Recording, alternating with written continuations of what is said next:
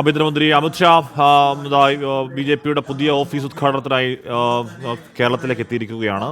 ആ പരിപാടി മാത്രമല്ല, പുത്തരിക്കണ്ടത്ത് വാർഡ് തല നേതൃസംഗമം ഒക്കെ നടക്കാൻ പോകുന്നു. അമിത്ഷായെ നേതാക്കൾ ചേർന്ന് സ്വീകരിക്കുകയാണ്. നേരത്തെ പറഞ്ഞ പി.കെ. കൃഷ്ണദാസ് ഉണ്ട്, വി മുരളീധരനുണ്ട്, വി രാജേഷുണ്ട്. അങ്ങനെ ബി.ജെ.പിയുടെ പ്രധാനപ്പെട്ട നേതാക്കളൊക്കെ അവിടെ ഉണ്ട്. സംസ്ഥാന കമ്മിറ്റി ഓഫീസ് ഉദ്ഘാടനമാണ് അദ്ദേഹത്തിൻ്റെ പ്രധാന കേരളത്തെ കാര്യപരിപാടി എന്നാണ് തോന്നുന്നത്. പിന്നീട് വാർഡ് തല നേതൃസംഗമത്തിൽ സംസാരിക്കുകയും ചെയ്യും.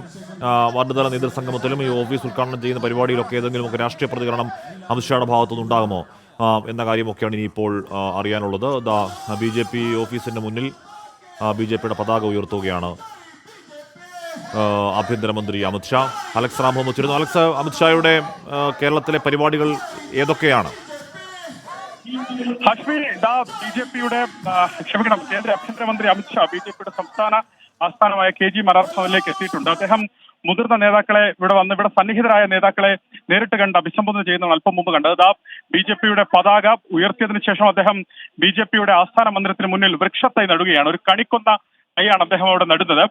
നേരത്തെ ചർച്ച ചെയ്ത പരിപാടി എങ്ങനെയാണ്, ഈ പതാക ഉയർത്തി ഈ വൃക്ഷത്തൈ അവിടെ നട്ടതിനു ശേഷം ഈ ശിലാഫലകം അനാച്ഛാദനം ചെയ്യും. അതായത് KG മറാർ ഭവൻ എന്ന സംസ്ഥാന ആസ്ഥാനം, അതിന്റെ ശിലാഫലകം അനാച്ഛാദനം ചെയ്യും.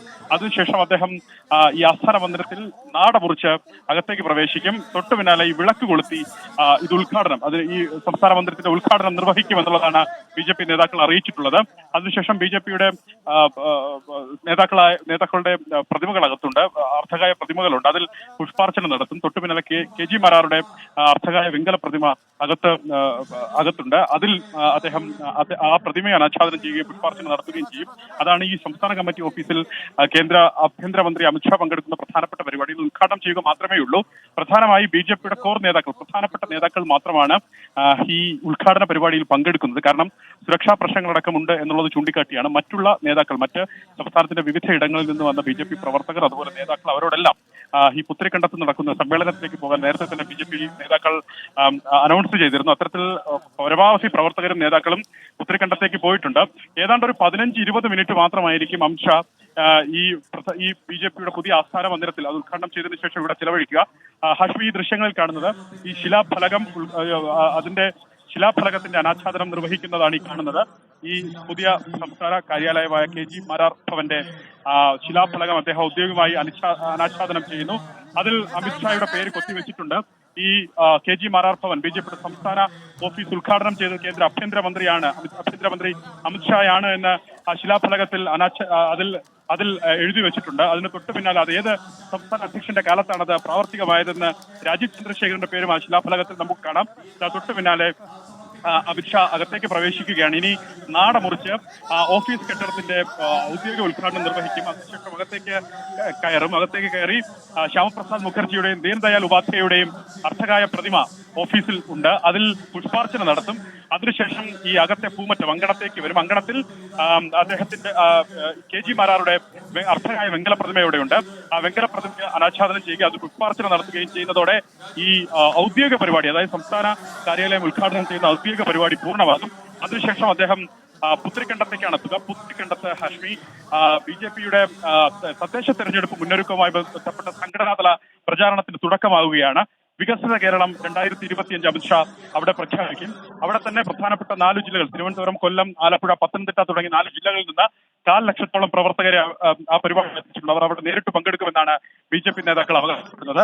ഇത് മാത്രമല്ല, മറ്റു 10 ജില്ലകളിൽ നിന്നായുള്ള സംഘടനാതല, ബൂത്ത് തല പ്രതിനിധികൾ അവർ വെർച്വലായും ഈ യോഗത്തിൽ പങ്കെടുക്കും. ഏതാണ്ട് 1 ലക്ഷത്തിനടുത്ത ആളുകൾ ഒരേ സമയം നേരിട്ടും വെർച്വലായും ഈ പരിപാടിയിൽ പങ്കെടുക്കുമെന്നാണ് അറിയിച്ചിരിക്കുന്നത്. അതിനുശേഷം ബി.ജെ.പിയുടെ സംസ്ഥാന നേതൃയോഗത്തിൽ അമിത്ഷാ പങ്കെടുക്കുന്നുണ്ട്. അതും കഴിഞ്ഞാണ് അദ്ദേഹം തിരുവനന്തപുരത്ത് നിന്ന് മടങ്ങുക. ഒരു 3:30 മണിയോടുകൂടി അദ്ദേഹം ഇവിടെ നിന്ന് കണ്ണൂരേക്ക് മടങ്ങും. കണ്ണൂർ തളിപ്പറമ്പിൽ ശ്രീ രാജരാജേശ്വര ക്ഷേത്ര ദർശനം പൂർത്തിയാക്കി അവിടെ നിന്ന് രാത്രിയോടുകൂടി ഡൽഹിയിലേക്ക് മടങ്ങും. അതാണ് അമിത്ഷായുടെ നിലവിലെ പദ്ധതിയും പ്ലാനും. എന്താണെങ്കിലും വളരെ ചുരുങ്ങിയ ആളുകൾ മാത്രമാണ് ഈ ബി.ജെ.പി. സംസ്ഥാന കാര്യാലയത്തിലുള്ളത്. ബി.ജെ.പി. നേതാക്കളടക്കമുള്ള ചുരുങ്ങിയ ആളുകൾ മാത്രമേ അവർക്ക് ഇവിടെ പ്രവേശനമുള്ളൂ. അത്തരത്തിൽ കനത്ത സുരക്ഷ ഇവിടെ ഒരുക്കിയിട്ടുണ്ട്. ബോംബ് സ്ക്വാഡും പോലീസും അതുപോലെ NSC, CRPF തുടങ്ങി നിരവധി സേനകളുടെ സുരക്ഷ ഇവിടെ ഒരുക്കിയിട്ടുണ്ട്. കർശനമായ സുരക്ഷയിലാണ് ഈ പരിപാടികൾ നടക്കുന്നത് എന്നുള്ളത് പ്രത്യേകം എടുത്തു പറയേണ്ട കാര്യമാണിത്. അകത്തേക്ക് കയറി അമിത്ഷാ ഈ നാട മുറിച്ച് അകത്തേക്ക് കയറി ഇനി നിലവിളക്ക് കൊളുത്തി അത് ഉദ്ഘാടനം ചെയ്യും. ഈ ഓഫീസ് കെട്ടിടം ഉദ്ഘാടനം ചെയ്യും. നേരത്തെ BJP നേതാക്കളുടെ അനൗൺസ് ചെയ്യുന്നത് പോലെ സംസ്ഥാനത്തെ BJPക്കും അതുപോലെ BJP പ്രവർത്തകരെ സംബന്ധിച്ചും ഏറ്റവും അഭിമാനകരമായ, ഏറ്റവും സന്തോഷം നൽകുന്ന ഒരു ദിവസമാണിത്. കാരണം കഴിഞ്ഞ 25 വർഷമായി ഈ സംസ്ഥാന കാര്യാലയത്തിന് വേണ്ടി അവർ കാത്തിരിക്കുകയാണ്. കുമ്മനം രാജശേഖരന്റെ കാലത്താണ് ഇതിന് തറക്കല്ലിടുന്നത്. ഈ KG മാരാർ ഭവൻ ഇവിടെ തറക്കല്ലിടുന്നത്. K. സുരേന്ദ്രന്റെ കാലത്ത് അതിന്റെ നിർമ്മാണം പൂർത്തിയാക്കുകയും നേരത്തെ പാലുകാച്ചടക്കം നിർവഹിക്കുകയും ചെയ്തു. മറ്റു നിർമ്മാണ പ്രവർത്തനങ്ങൾ ബാക്കിയുണ്ടായിരുന്നു. അത് പൂർത്തിയാക്കി ഇപ്പോൾ കേന്ദ്ര ആഭ്യന്തരമന്ത്രി അമിത്ഷാ അത് BJP പ്രവർത്തകർക്ക് സമർപ്പിക്കുന്നു. വലിയ കെട്ടിടം, അതായത് BJP ഈ സംസ്ഥാനത്തെ പാർട്ടികളുടെ ആസ്ഥാനങ്ങൾ സംബന്ധിച്ച് നോക്കിയാൽ വലിയ കെട്ടിടങ്ങളിൽ ഒന്നാണ്. ബഹുനില കെട്ടിടമാണ്, 7 നില കെട്ടിടമാണ്. ഏതാണ്ട് 60,000 സ്ക്വയർ കിലോമീറ്ററിലാണ് ഈ കെട്ടിടം നിർമ്മിച്ചിരിക്കുന്നത് എന്നുള്ളതാണ്. സ്ക്വയർ മീറ്ററിലാണ് ഈ കെട്ടിടം നിർമ്മിച്ചിരിക്കുന്നത് എന്നുള്ളതാണ്. അത്തരത്തിൽ എല്ലാ സങ്കേതങ്ങളും സംവിധാനങ്ങളും അത്യാധുനിക സംവിധാനങ്ങളും ഇവിടെ ഒരുക്കിയിട്ടുണ്ട്. കോൺഫറൻസ് റൂമുകൾ, അതുപോലെ സംസ്ഥാന അധ്യക്ഷനും ജനറൽ സെക്രട്ടറിമാർക്കുള്ള പ്രത്യേക ക്യാബിനുകൾ. എന്തിനാ BJP ഒരുപക്ഷെ സംസ്ഥാനം ഭരിച്ചാൽ മുഖ്യമന്ത്രിക്കുള്ള മുറി വരെ ഈ കെട്ടിടത്തിലുണ്ട് എന്നുള്ളതാണ്.